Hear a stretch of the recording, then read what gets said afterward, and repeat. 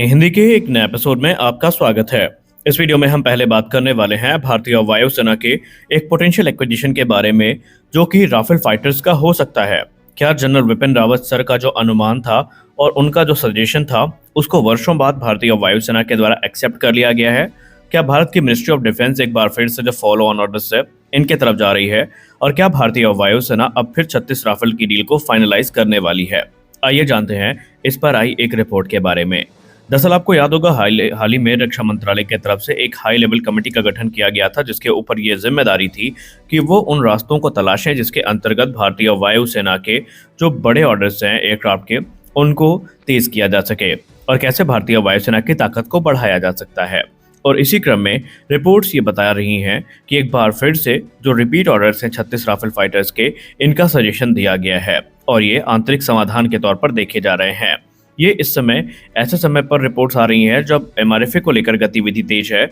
और ये माना जा रहा है कि रक्षा मंत्रालय अपने जो विजन 2047 है उसके अंतर्गत किसी बड़े एक्विजिशन को मंजूरी दे सकती है। वही कमेटी की बात करें तो कमेटी ने सबसे टेम्परेरी और सबसे फास्ट जो सोल्यूशन माना है वो फॉलो ऑन ऑर्डर्स का है, जो कि 36 राफेल फाइटर्स का है। आपको बता दें कि राफेल फाइटर्स ऑलरेडी एमआरएफए में कम्पीट कर रहे हैं और निस्संदेह इनको सबसे प्रबल दावेदार के तौर पर देखा जा रहा है। खैर, अगर हम एडिशनल राफेल परचेज की बात कर रहे हैं तो ये आइडिया नया नहीं है, ये बहुत पहले भी आ चुका है। आपको याद दिला दें कि हमारे late chief of defence staff general Vipin Rawat sir ने भी इसकी एडवोकेसी करी थी और उन्होंने कहा था कि अगर आप इकट्ठा 114 फाइटर्स की तरफ देख रहे हैं तो आपको जितना आसान ये रास्ता लगता है उतना आसान ये रास्ता है नहीं, क्योंकि उनका मानना था अगर आप 114 राफेल की तरफ देख रहे हैं तो फिर आपको प्राइस से लेकर infrastructure, transfer of technology, local manufacturing, इन सारे फैक्टर्स को कंसीडर करना पड़ेगा और निस्संदेह ये फैक्टर्स भारतीय वायुसेना के लिए आसान नहीं होने वाले हैं। और उस समय उनके इस कथन का समर्थन भी काफ़ी किया गया था, लेकिन फिर जो हमारे फॉर्मर आईएएफ चीफ थे, यानी कि हमारे पूर्व chief of air staff air chief marshal VR Chaudhary sir, उन्होंने इसको रजिस्ट किया था। उनका कहना था कि लिमिटेड एक्विजिशन राफेल फाइटर का फिर बड़ा प्रोग्राम जैसे कि एमआरएफए है उसमें बाधाएं डाल सकता है और वो प्रोग्राम एक बार फिर से लेट लतीफ़ी का शिकार हो सकता है। हालांकि आपको याद दिला दें कि जब जनरल विपिन रावत सर ने इसकी एडवोकेसी करी थी तो उस समय तत्कालीन भारतीय वायुसेना प्रमुख chief of air staff air chief marshal RKS Bhadauria sir ने भी इसका समर्थन किया था। लेकिन आरकेएस भदौरिया सर के बाद वीआर चौधरी सर आते हैं और वो इस टेम्पररी एक्विजिशन का विरोध करते हैं, क्योंकि उनका यही मानना था कि अगर हम इकट्ठा इनको अगर हम शॉर्ट टर्म प्लान को देखते हैं तो लॉन्ग टर्म प्लान जो है पूरी तरीके से प्रभावित हो जाएगा। लेकिन मौजूदा भारतीय वायुसेना प्रमुख chief of air staff air chief martial Amarpreet Singh sir ने एक बार फिर से इस प्रपोजल का समर्थन किया है और उन्होंने इस पे इनडायरेक्टली टिप्पणी करी है कि भारतीय वायुसेना को इस समय अपने स्क्वायरिंग क्षमता को बढ़ाने के लिए जो जरूरी लगेगा, भारतीय वायुसेना वो कदम उठाने के लिए तैयार है। उन्होंने कहा कि हम लॉन्ग टर्म प्लान को यहाँ पर प्रभावित नहीं कर रहे हैं, लेकिन हमें अपनी तत्कालीन ज़रूरतों को भी देखना चाहिए। अब अगर हम बात करें राफेल की, अगर डील होती है तो कौन से वेरिएंट हमें देखने को मिलेंगे, तो स्पष्ट है मीडिया रिपोर्ट्स पे भी और इसको लेकर जो दूसरी रिपोर्ट्स आई हैं कि ये राफेल F4 स्टैंडर्ड होने वाले हैं। अच्छा, एक चीज़ आपको याद दिला दूं कि आज से तकरीबन 3 से 4 महीना पहले भारतीय वायुसेना के पूर्व एयर मार्शल थे, उन्होंने एक काफ़ी अच्छा तर्क सामने रखा था और उनके इस तर्क की काफ़ी तारीफ भी हुई थी। उन्होंने मीडिया से बात करते हुए कहा था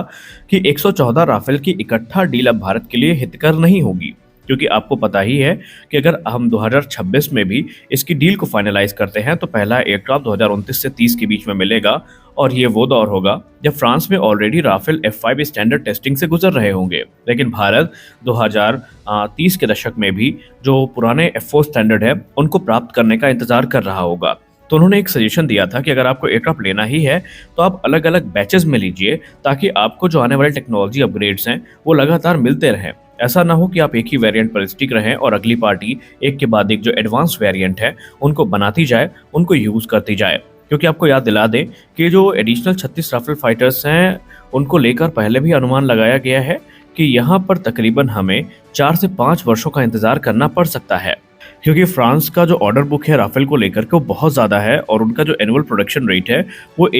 उनका जो मंथली राफेल प्रोडक्शन रेट है वो 1 से 2 राफेल फाइटर्स का ही है। वो इसको एक्सपेंड करने का प्रयास तो कर रहे हैं, लेकिन अभी तक इसमें कोई बड़ी उपलब्धि उन्हें हासिल नहीं हुई है और इसके चलते जिन देशों ने पहले से ऑर्डर प्लेस कर रखे हैं वो खुद राफेल को प्राप्त करने में स्ट्रगल कर रहे हैं। और इसीलिए डिफेंस एक्सपर्ट ये मानते हैं कि कोई भी ऐसा डिसीजन जब आप इतने बड़ी स्केल में लेने के बारे में विचार करते हैं तो आपको उनके डिलीवरी टाइमलाइन और उनमें होने वाले जो लगने वाले जो समय है उन पर भी आपको ध्यान देना चाहिए। क्योंकि आपको याद दिला दें कि सिर्फ भारत 36 राफेल की तरफ नहीं जा रहा है, बल्कि आप 36 राफेल में आप 26 राफेल एम को भी ऐड कर दीजिए तो ये दो ऑर्डर्स है भारत की तरफ से दिए जा सकते हैं और इनकी पूर्ति कितने समय में होगी ये देखना काफी इंटरेस्टिंग है। हालांकि अभी ये चीजें सिर्फ अंडर कंसिडरेशन है, कोई डील ऑफिशियल साइन नहीं हुई है। जो ऑफिशियल डील साइन होने वाली है वो अप्रैल में है, जो कि 26 राफेल एम फाइटर्स की है, जहां पर 4 डुअल सीटर वेरिएंट और बाकी के जो सिंगल सीटर वेरिएंट है ये कंसीडर किए जा रहे हैं। तो कुल मिलाकर के यहाँ पर एक बार फिर से डिबेट ट्रिगर हुई है।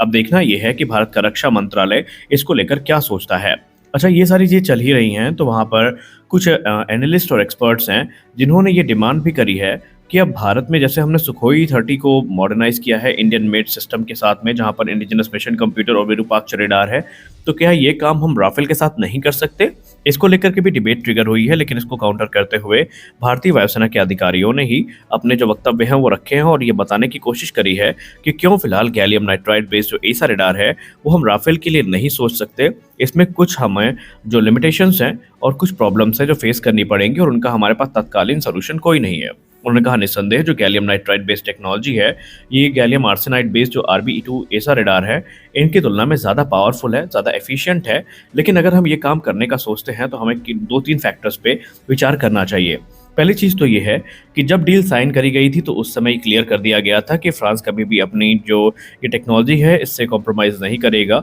इंटेलेक्चुअल प्रॉपर्टी राइट्स उनके पास होंगे। तो पहला हर्डल तो ये है कि फ्रांस से परमिशन को प्राप्त करना, क्योंकि थेल्स के द्वारा रेडार बनाए जाते हैं और फ्रांस किसी को इसकी परमिशन नहीं देता है। दूसरी बात यह है कि अगर आप ये काम करने का सोचते भी हैं तो आपके पास एक बहुत ही छोटी फ्लीट है 36 फाइटर्स की। अगर आपने ये काम करने को सोचा भी तो आपको टेम्परेरीली जो फ्लीट है उसको ग्राउंडेड करना पड़ेगा, और ग्राउंडेड करने का मतलब ये है कि भारतीय वायुसेना की कैपेबिलिटी बुरी तरीके से प्रभावित हो जाएगी। और उससे भी बड़ी बात यह है कि इंटीग्रेशन में लगने वाला समय काफ़ी बड़ा होगा, क्योंकि जब आप नए सिस्टम को इंटीग्रेट करेंगे, नए मिशन कंप्यूटर को इंटीग्रेट करने का अगर उनको परमिशन मिल भी जाती है तो आपको वर्षों लग जाएंगे इसको वैलिडेट करने में, इसको टेस्ट करने में, और भारतीय वायुसेना इतने लंबे समय तक अपने फाइटर्स को ग्राउंडेड नहीं रख सकती है। और यही कारण है कि अभी तत्काल के लिए इस कथन का समर्थन नहीं किया जा रहा है। हाँ,